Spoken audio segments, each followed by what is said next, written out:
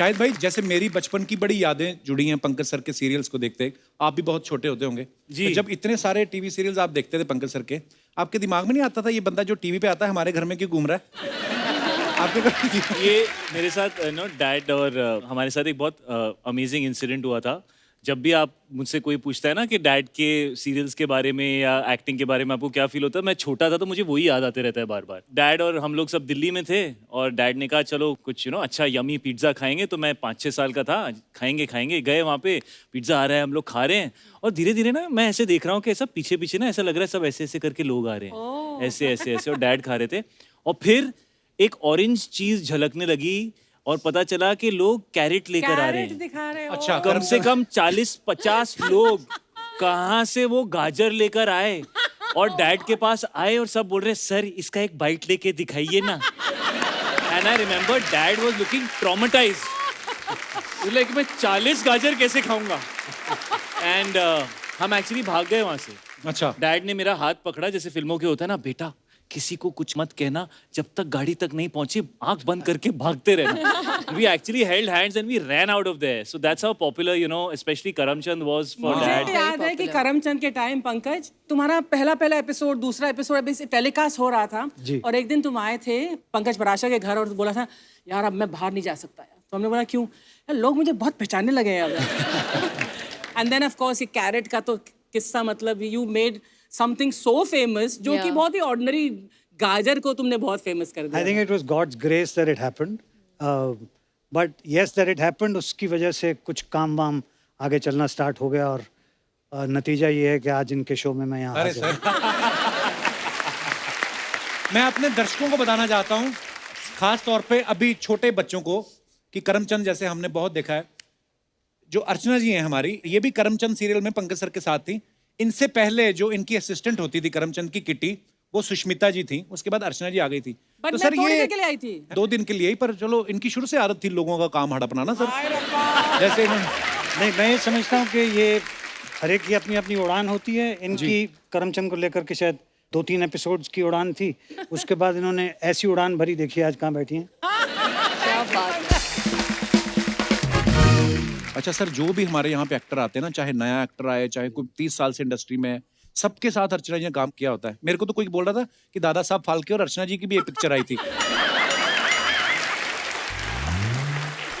ऐसा बोलते हैं, भगवान जाने। I wish. पर सर जैसे अर्चना जी ने बोला ना कि अभी शाहिद भाई भी किस्सा बता रहे थे कि लोग गाजर लेके आ गए, तो जेन्युइनली लोग ना मानने लगते थे। जैसे करमचंद को देख के मुझे लगता था कि आप बहुत बड़े जासूस हैं। जी। कभी ऐसा कोई भोला आदमी आया हो आपका फैन, किसने आपको बोला है कि सर मेरा बाप नहीं मिल रहा, ढूंढ दो? नहीं, ऐसा तो नहीं हुआ, लेकिन एक डेफिनेटली हुआ विच आई वाज क्वाइट सरप्राइज कि एक जर्नलिस्ट थी जिन्होंने मुझे इंटरव्यू किया उसको लेकर के, और बहुत अरसे तक वो सवाल पूछती रही, लेकिन बहुत देर तक मुझे यूं देखती रही। उसके बाद मैंने पूछा कि आप इतने अरसे से ऐसे क्यों देख रही हैं? कहने कि मैं यकीन नहीं कर पा रही हूँ कि आप इतने नॉर्मल हैं। मुझे लगा था जैसे आप वहाँ काम करते हैं वैसे ही आप आम जिंदगी में भी बात करते होंगे। तो वो मेरे लिए एक तजर्बा था जो बड़ा स्टनिंग था कि चूंकि मुझे ऐसा लगता है कि लोगों को आदत ही नहीं थी कैरेक्टराइज्ड कैरेक्टर्स देखने की। राइट। लोगों को आदत थी लोग जैसे हैं वैसे ही दिखने की। तो शायद उस शुरुआत का कुछ फ़ायदा भी था और कुछ नुकसान भी। तो फ़ायदे की वजह से यहाँ बैठा हूँ, नुकसान पर सर बड़ा ही आपने जो काम किया है, पंकज सर अपने आप में एक इंस्टीट्यूशन है। मगर एक छोटी सी बात अर्ज कर देना चाहता हूँ, अगर आप इजाज़त दें। जी तो। Sir please. आपने यहाँ बुलाया तो आपके शो में दाखिला लेने के लिए जब मैं इस गली में टर्न किया तो वहाँ पे एक बोर्ड लिखा हुआ था, इस गली में बहुत से कुत्ते हैं। अच्छा। तो मैं अपनी जगह जाके बैठ गया। बाप रे।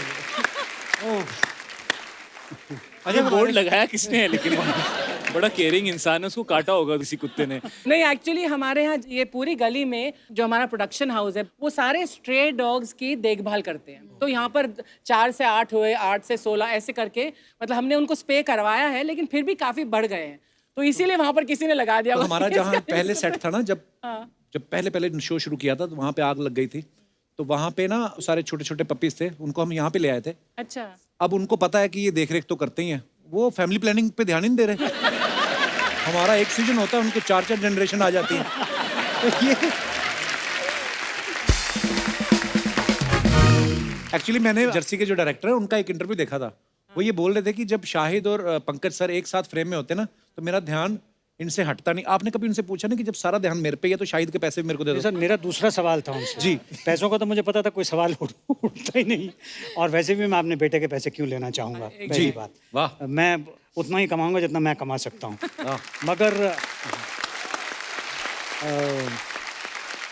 गौतम सर के बारे में मैं एक बात ज़रूर कहना चाहता हूँ। उनसे पहली मुलाकात के बाद ही मुझे एहसास हो गया कि पढ़ा लिखा आदमी है, जानता है कि सफ़ेद दाढ़ी की इज्जत कैसे रखनी है, और ये कह के कि इसने अच्छा काम किया है, पूरे यूनिट के अंदर ये अफवाह भी फैला दी थी कि ये कोच का रोल कर रहा है, इसको केवल मैं कोच करूँगा और कोई कोच नहीं करेगा। वाह सर, जैसे इस फिल्म में ना एक सीन है कि शाहिद एक शॉट मारते हैं, बॉल सीधे जाके कार के शीशे पे लगती है। बचपन में कभी शाहिद ने ऐसी कोई हरकत की, कभी कंप्लेंट आती हो आपको कि आपका बेटे ने शीशा तोड़ दिया हमारा? नहीं, ऐसी कंप्लेंट तो नहीं थी, लेकिन क्रिकेट का इनको शुरू से बहुत शौक था। अच्छा जी। हाँ, मैं जब कभी दिल्ली आ जाता था तो सबसे पहले इनकी रिक्वेस्ट ये होती थी कि आप बॉलिंग कीजिए, मैं बैटिंग करूँगा। लेकिन ये थोड़े फिलोसॉफिकल भी थे बचपन से ही, और थोड़े शरारती तो थे ही। अच्छा जी। तो उसके छोटे छोटे 2 किस्से हैं, अगर आप इजाज़त दें। जी तो जी मैं सर कहूँ। प्लीज। तो फिलोसॉफिकल वाला पहले बताऊं कि शरारती वाला? आपका पहले? मन हो, नहीं, सर। जो आप बताइए। सर आपको ज्यादा पता है स्क्रीन प्ले का, आप बहुत अच्छा बताएं। नाइस। तो मैं शरारती वाला पहले बता देता हूँ। जी। इनको ना ऑरेंज रंग की चीज़ें मना थी। अच्छा जी। जैसे वो एक कुल्फी नहीं आया करती थी ऑरेंज रंग की, जिस हम सबको बड़ा शौक होता था। जो भी जिस चीज़ में भी ऑरेंज होता था उसको मना कर दिया जाता था कि आप नहीं खा सकते। अच्छा जी। तो हम लोग मेरी बहन के यहाँ थे, तो उनके फ्रिज में वो ऑरेंज कॉन्सेंट्रेट होता है ना, जिसको आप बाद में कोल्ड ड्रिंक के तौर पे कन्वर्ट कर लेते हैं, वो फ्रिज में था उनके। हम लोगों को ख्याल ही नहीं आया, ना मुझे ख्याल आया कि मैं उनको ये खबर कर दूं। तो ये 3 साल के थे उस वक्त। अच्छा जी। इससे पहले कि किसी को पता चलता, इन्होंने फ्रिज खोला, वो कॉन्सेंट्रेट धड़ाक से पिया, वापस रखा, फ्रिज बंद किया, एंड ही रैन अवे, इससे पहले कि किसी को कोई खबर हो। तो ये तो इनकी शरारत का किस्सा था। लेकिन फिलॉसफी इस तरह की थी कि एक बार उंगली पकड़ के मेरे साथ चल रहे थे। Even at that time he was about 3.5। अच्छा जी। तो उस वक्त ये मुझे बाबा बुलाते थे, अब मुझे डैड बुलाते हैं। उस वक्त इन्होंने मेरी उंगली पकड़ पकड़ ये कहा कि बाबा आपको मालूम है मैं आपसे कितना प्यार करता हूँ? अच्छा। तो मैंने कहा हाँ बताओ बेटा कितना? तो कहने लगी कि जितना खुदा अपने बंदों से करता है। क्या बात है। Which was amazing for a small kid. I would like to clap for him for this. Wonderful. क्या बात है शाहिद For a भाई। 3-year-old kid. देखो मैं कितना बदल गया हूँ। 3-3.5 साल के बच्चे के मुंह से ऐसे शब्द निकले और ऐसे विचार निकलने, क्या बात है यार, वाह। अच्छा पंकज सर, आपसे क्योंकि कभी सौभाग्य नहीं हुआ मिलने का, जैसे आज की डेट में तो सोशल मीडिया है, कास्टिंग एजेंसीज हैं, बहुत कुछ है, मतलब एक रास्ता पता है कि कैसे जाना है। जी जब आप इंडस्ट्री में आए उससे पहले आप एनएसडी में थे। जी। अच्छा, एनएसडी में एडमिशन मिलना बड़ा मुश्किल होता है, और जब एडमिशन हो जाता है, एनएसडी कंप्लीट हो जाता है, लोग अगले ही दिन टिकट कराते हैं, मुंबई आते हैं। और हमने सुना कि आप एनएसडी कंप्लीट करने के 10 साल बाद मुंबई आए, तो कोई एफडी का मैच्योर होने का वेट कर रहे थे आप? 10 साल क्यों आपने वेट किया सर? नहीं, मेन वजह तो ये थी कि मैं तालीम हासिल करने के बाद वहीं पे नेशनल रेपर्टरी कंपनी में प्रोफेशनल एक्टर के बतौर अच्छा जी। काम कर रहा था, तो मैं ज़्यादा एक्सपीरियंस करना चाहता था।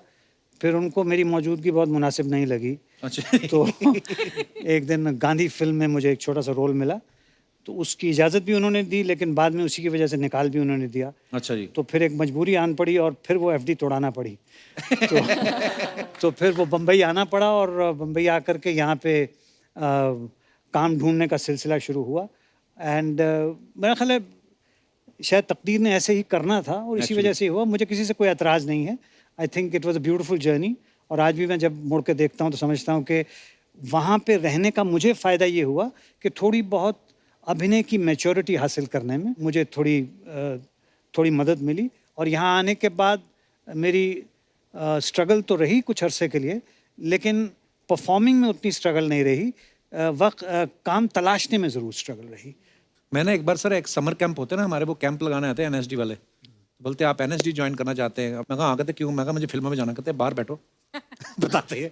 तो मतलब एनएसडी में ऐसे मैंने सुना है कि जो अगर जाके बोल दे कि फिल्मों में जाना, तो फिर उसको ज़्यादा लाइक नहीं करते भी। पर होता भी यही है कि एनएसडी में जितने कमाल कमाल के एक्टर्स हैं, फिल्म इंडस्ट्री में आए भी, और हम चाहते भी हैं यार अच्छे अच्छे एक्टर्स आए। पर सर आज तो मज़ा आ गया सर आपको देख के, वाह। Thank you so much. Thank you. Shahid भाई, आप जब पहली फिल्म करने लगे थे तो आपने पापा से शेयर ऑब्वियसली किया होगा कि मैं एक्टर बनना चाहता हूँ। कब की बात है जब आपने शेयर किया? मैं आपको सिर्फ पहले तो ये बताऊंगा कि पहली फिल्म के बाद जब डैड ने फिल्म देखी तो मैं फिर खड़ा था कि डैड को कैसी लगी, तो डैड मेरे पास आया। Good, keep working hard. पर म्यूजिक वीडियो वगैरह तो आपने पहले कर चुके थे ना आप? हाँ, मैं करते रहता था। इनफैक्ट डैड को ना सबसे शिकायत होती थी मेरे कपड़ों की, क्योंकि ना मैंने जाली टाइप की टी शर्ट और वो सब मैं पहन के मुझे पहनने की वो टाइम पे that fashion was in their. I was 18-19 years old और मैं बहुत पतला था और मैं ऐसे ही कपड़े पहनता था जहाँ मैं और पतला लगूं। और एक दिन डैड ने मुझे कहा, हम लोग, I still remember, Kali colour की मैंने जाली की टी शर्ट पहनी हुई थी और मैं डैड से मिलने आया, hey dad what's up, what's happening, and dad just kept looking at me. So after some time I was like, क्या हो गया dad? What are you wearing? It's cool, Dad. It's cool. अंदर सब दिख रहा है बेटा, क्या बैठ के?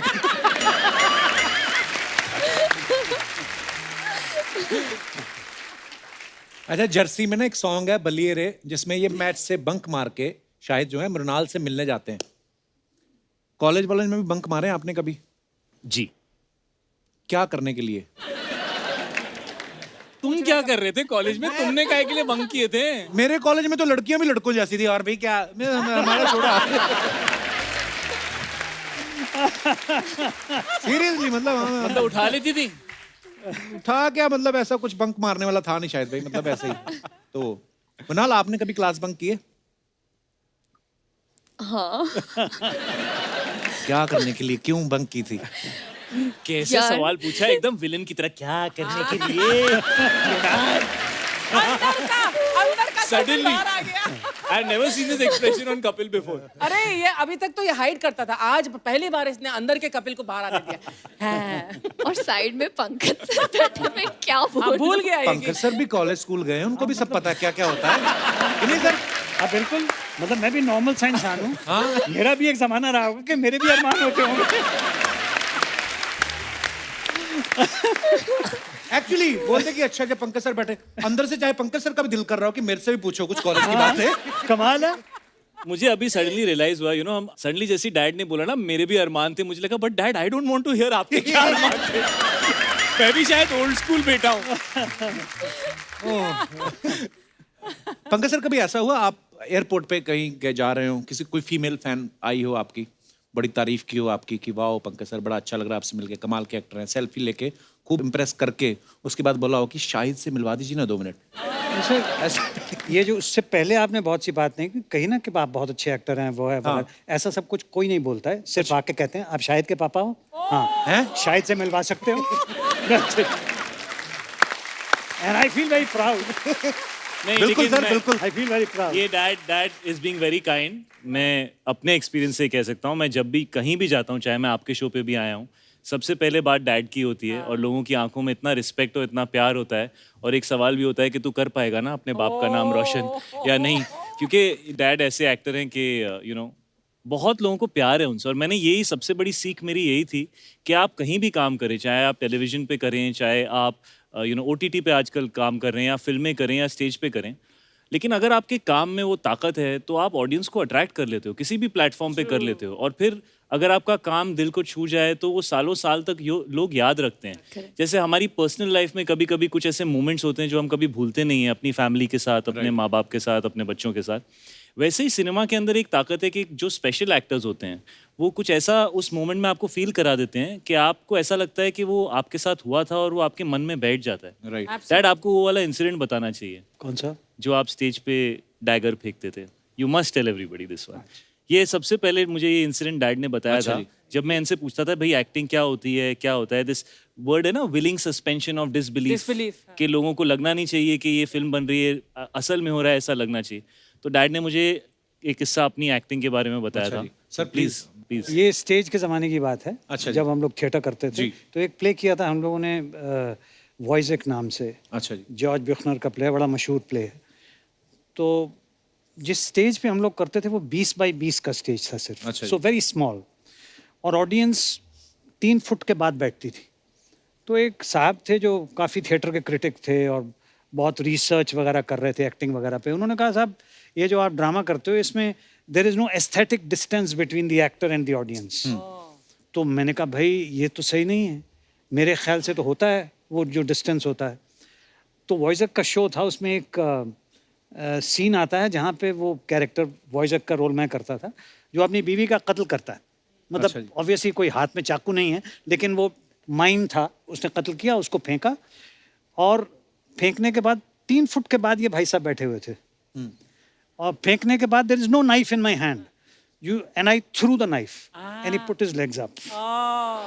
सो that was my answer to him के वो कन्विक्शन, वो बिलीफ, वो being there in that moment इतना स्ट्रांग था कि वो ऑटोमेटिकली एस्थेटिक डिस्टेंस ऑडियंस और कैरेक्टर और एक्टर के दरमियान पैदा कर रहा है। बड़ा कुछ सर आपकी फिल्मों से बड़ा आप में जैसे मैंने पहले कहा कि बहुत सीखा भी है लोगों ने, आगे भी सीखेंगे। मेरे को ऐसे मकबूल का, अच्छा सर मैं मकबूल कभी भी देख लेता हूँ, कितने भी बजे कहीं से भी कोई देख रहा हो तो बीच में से भी देख लेता हूँ मैं। मुझे ऐसे पूछने का मन किया कि एक सीन था जिसमें नसीर साहब और ओमपुरी साहब कुछ बात कर रहे हैं और पंकज सर बैकग्राउंड में कुछ काम कर रहे हैं, तो उनके मुंह से डायलॉग निकलता है, कहता मानना पड़ेगा एक्टर बड़े कमाल हैं अब्बा जी। तो मैं कहा कभी मुलाकात होगी तो सर से पूछूंगा कि ये फिल्म में था कि उन्होंने आपकी परफॉर्मेंस देख के वैसे ही निकल गया। नहीं, ये फिल्म का हिस्सा था। अच्छा जी। ये विशाल साहब का लिखा हुआ डायलॉग था, वो उनके कैरेक्टर को रिफ्लेक्ट करता था कि कह कुछ रहा है, कर कुछ रहा है, करता कुछ और है। सो उस नज़रिए से, but very kind of you to say जो आपने अभी कहा। सर आपने जो छोटे छोटे नुआंसेस थे उसमें मैंने देखा है पंकज सर जब आते ना, जाते हैं कहीं मन्नत मांगने और तब्बू इनके साथ होती है तो कुछ बोलते हैं इरफान भाई को, मियाँ ये औरत होती है ना, कुछ तो बड़ा डायलॉग मजेदार बोला था, और फिर वो जो नाड़ा बांधते हुए आना। सर मुझे ये पूछना है कि आप कभी किसी को देखते हो ऐसे किरदार को कि ये कोई ऐसे चलता होगा, ये ऐसे करके इसकी बॉडी लैंग्वेज होगी, ये नाड़ा ऐसे बांधेगा, ये चीजें कहीं से मेरा ख्याल ऑब्जर्व है, करते हो आप? जो बेटा कहीं ना कहीं ऑब्जर्वेशन तो होता ही होगा जी। लेकिन जो कुछ भी आप किसी किरदार में भरते हो या लाते हो वो स्क्रिप्ट का हिस्सा होता है, स्क्रिप्ट के बाहर से कहीं नहीं लाते हैं। तो ये मेरा मानना है। ये डैड ना, ये जब भी डैड एक्टिंग के बारे में बात करते हैं तो मुझे लग रहा है नो अभी हम लोग बेबी पूल में बैठे हुए हैं, वो छोटी डक्स के साथ खेल रहे हैं, and he is swimming deep into his characters. No, he's being very kind, No, but his understanding. I mean, to be very honest, के अब अच्छा नहीं लगता कि अपने बेटे के बारे में आप बात करेंगे, वो बेटा आप बाप के बारे में बात कर रहा है इतने अरसे से, मगर आप बजाते खुद जानते ही होंगे कि पिछले कुछ सालों से किस लेवल का काम शायद करते रहे हैं, और मेहनत भी करते हैं। हाँ, और उसके लिए I feel so proud as a father कि भाई ये 17-18 साल के थे जब मैंने कुछ ऑडिशन किए थे किसी एक सीरियल को बनाने के लिए। अच्छा जी। उसमें इन्होंने वो स्पीच उठा के डैड डैड डैड डैड मैं भी करूँगा कह के इन्होंने कहा, तो मैंने कहा कर दो भाई, तुम भी कर दो।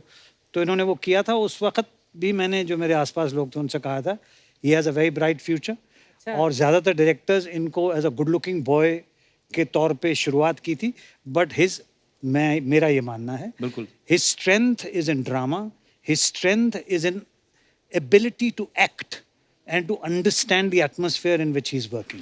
वाह। पर आपने बड़ी सही बात बोली शाहिद भाई, एक तो टैलेंटेड तो हैं ही, मेहनत बड़ी करते हैं अपने किरदार के लिए।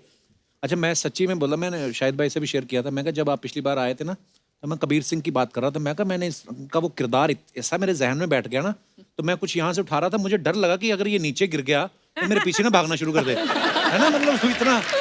अच्छा कबीर सिंह की बात चली तो उसमें आपने देखा होगा कि ये कियारा के साथ बाइक पर रोमांस कर रहे हैं, जर्सी में ये मृणाल के साथ बाइक पर रोमांस कर रहे हैं। जो आपके घर में अपनी बाइक हैं वो हैं कि भाभी ने बिकवा दी है कि ये बंदा मतलब है आपकी बाइक कभी भी है घर पे?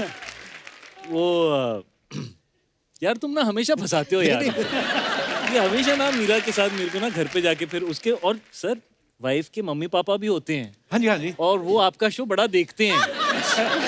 सर मेरी वाइफ ने ना पीछे की सीट मेरी दोनों नई बाइक्स की निकाल दी है, कहना पिक्चर में जो कर लिया घर पे अकेले बैठना। सर जैसे आजकल फिल्मों में रोमांस वैंस बड़ा खुला हो गया, जब आप नए नए इंडस्ट्री में आए थे तब इतना खुल्लम खुल्ला नहीं था। जैसे आप जब शाहिद को देखते हो रोमांस करते तो यार आज के दिन तक छोड़ दे यार, कब फिर। मैं ये बोल रहा हूँ कि आपको ये सोच के दुख होता है कि यार हमारे टाइम पे ऐसा क्यों नहीं था, या आपको खुशी होती कि चलो जो मैं नहीं कर पाया मेरा बेटा कर रहा है, मतलब आई मीन अच्छा, इसका थोड़ा सा ईमानदार जवाब जो है, ईमानदारी चाहिए सर। इसका थोड़ा सा ईमानदार जवाब ये है कि जिस तरह के कैरेक्टर्स हमें मिलते थे जी, उन कैरेक्टर्स में इस तरह का कुछ करने का अपॉर्चुनिटी नहीं होती।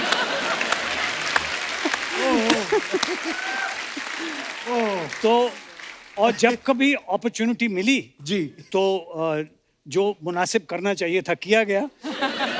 मगर इनको जब मैं देखता हूँ तो उस वक्त ये होता है कि जो ये किरदार निभा रहा है, उस किरदार के तहत अगर रोमांटिक सीन है तो ये उसको सही तरह से कर पा रहा है कि नहीं कर पा रहा, और कर पा रहा होता है तो उसकी सलाहियत को मुबारक देता है आदमी, उसकी किस्मत को नहीं कि भाई। एक बार जोरदार तालियां हो जाए यार, वाह। हाय, हाय हाय, दिस इज कबीर सिंह। फकीर सिंह कौन? कपूर शर्मा, हाँ, ये मेरी बंदी है। अच्छा, अर्चना जी, हाँ जी, ये मेरी बंदी है। हाँ ठीक है। पंकज सर, हाँ जी, ये मेरी बंदी है। जी जी बिल्कुल। कृणाल, ये मेरी बंदी है। Are you sure? तू इतनी गंदी है।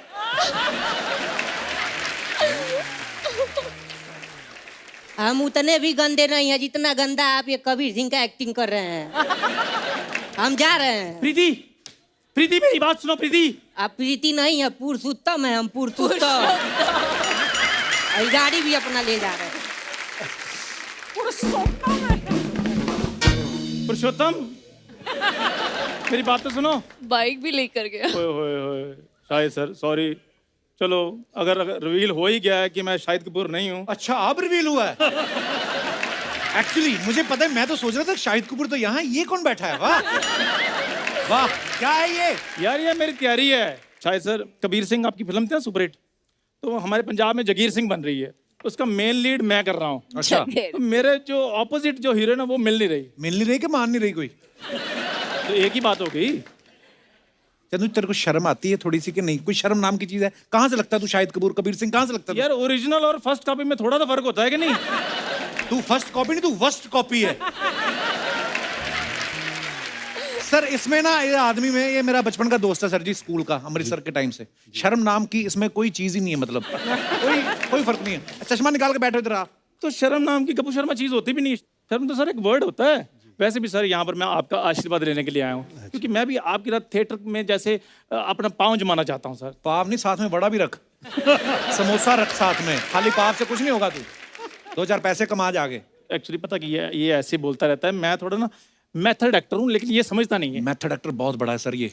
एक बार इसको एक रोल मिला रिक्शा वाला का, 6 महीने उसके घर में रहने चला गया।